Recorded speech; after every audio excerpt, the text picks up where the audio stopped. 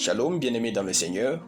Nous continuons avec notre méditation sur le thème « La foi, c'est être ambitieux avec Dieu ». Troisième partie. Nous tirons notre texte dans Ruth chapitre 1, le verset 15, qui nous dit ceci. Naomi dit à Ruth, « Voici, ta belle-sœur est retournée vers son peuple et vers ses dieux. Retourne comme ta belle-sœur. » Alléluia.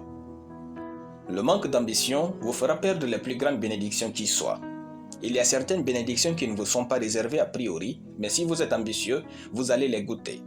Ruth était plus ambitieuse qu'Orpa.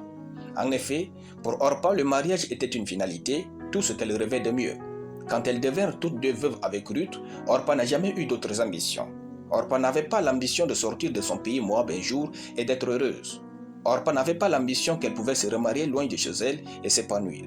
Pour Orpa, le bout de son nez et sa langue maternelle étaient tout ce qui faisait son monde. Mais Ruth a envisagé son monde différemment.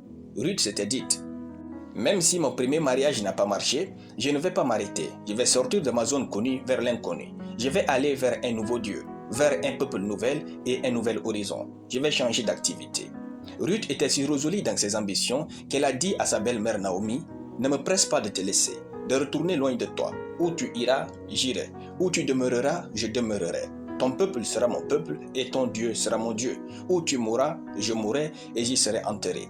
Que l'Éternel me traite dans toute sa rigueur si autre chose que la mort vient à me séparer de toi. » Ruth chapitre 1, de versets 16 à 17.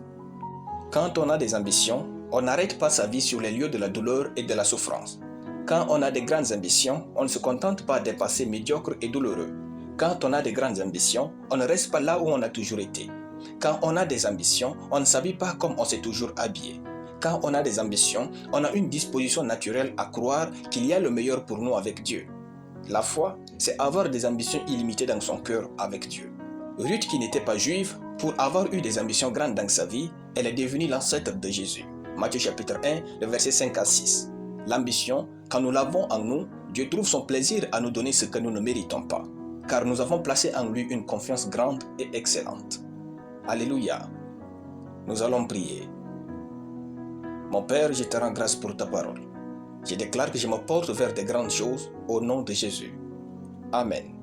La lecture biblique en une année, 2 Samuel chapitre 12 à 2 Samuel chapitre 14. Soyez bénis, c'était le pain du ciel.